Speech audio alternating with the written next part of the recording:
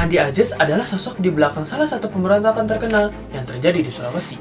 Beliau adalah salah satu mantan Kenil, yaitu tentara kerajaan Hindia Belanda yang dibentuk Belanda untuk mempertahankan wilayah kekuasaannya. Latar belakang dari pemberontakan Andi Aziz sendiri adalah dia tidak mau negara Indonesia Timur bergabung dengan NKRI. Dia ingin agar Indonesia itu tetap menganut sistem federal sehingga dia bisa menjadi pimpinan tertinggi militer di negara bagian negara Indonesia Timur. Selain itu, kedatangan campur tangan Apris di bidang militer turut membuatnya kesal, sehingga pada bulan April 1950, dia pun melakukan pemberontakan kepada pemerintah NKRI agar dia bisa mempertahankan bentuk negara federal di Indonesia. Tapi di video ini kita nggak bakal bahas mengenai jalan cerita pemberontakan Andi Aziz ya. Bagi kalian yang penasaran mengenai jalan cerita pemberontakan Andi Aziz, bisa cek video teman saya di deskripsi di bawah. Tinggal klik. Nah, terus kita bahas apa dong? Di video singkat ini kita akan membahas hikmah-hikmah apa saja yang bisa kita ambil dari pemberontakan Andi Aziz, serta apa saja yang bisa kita lakukan untuk mengantisipasi pemberontakan serupa yang mungkin akan muncul di masa mendatang. Kira-kira apa ya? Mari kita pecahkan.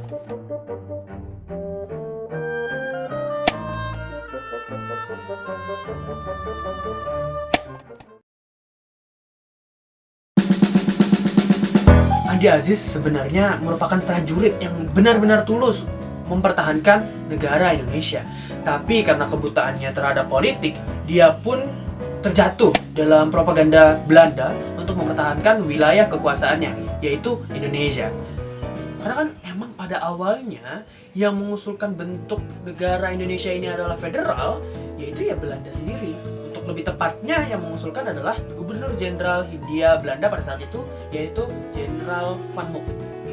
Andi Aziz ini bisa kita jadikan sebagai sosok pembelajaran ya teman-teman. Karena tidak semua orang di dunia ini, baik itu dunia nyata, dunia maya, tidak bisa kita percaya. Oke?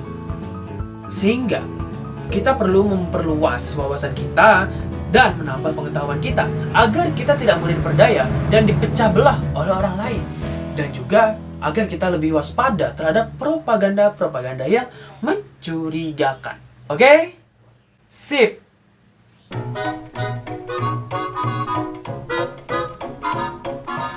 Terus, apa yang bisa kita lakukan sebagai rakyat untuk mengantisipasi pemberontakan-pemberontakan serupa yang mungkin akan muncul di masa depan? Kita bisa memperluas insight kita. Jika kita memiliki insight yang sempit, kita akan sangat mudah untuk diperdaya. Dan kemudian, hal itu mungkin akan berujung ke perpecahan. Dan ekstrimnya lagi adalah pemberontakan seperti yang dilakukan oleh Andi Aziz. Akan tetapi, jika kita memiliki insight yang luas, wawasan yang luas, kita bisa memandang suatu hal itu dari POV yang berbeda. Apakah hal ini benar atau tidak? Kita ambil contoh. Ada dua orang yang sedang melihat sebuah angka yang sama, tapi dari sudut pandang yang berbeda. Orang A bilang, "Wah, aku melihat sebuah angka 6." Terus orang B bilang, "Ah, masa? Ini kan angka 9." "Enggak, ini angka 6. Pernah belajar MTK gak sih?" Dibilangin, ini tuh angka 9 juga. Malah nyolot. Mungkin kamu aja yang bodoh. Apa lu bilang? Sini lu, kita berantem. Ayo, siapa takut? Cepetan sini. Nah, dari sini, dua orang ini sebenarnya sama-sama benar. Hanya saja mereka berada di dua POV yang berbeda atau sudut pandang yang berbeda.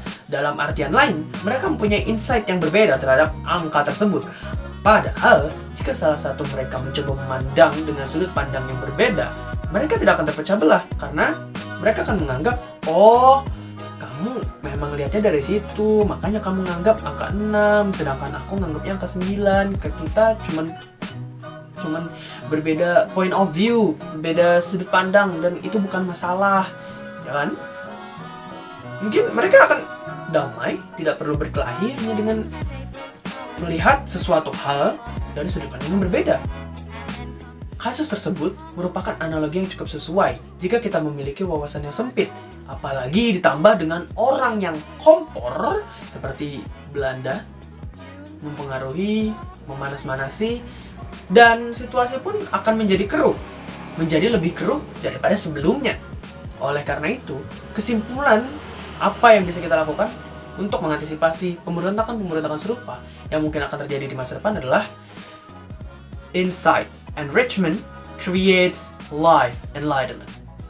Saya Wisnaya Mariadi, sekian, terima kasih, goodbye.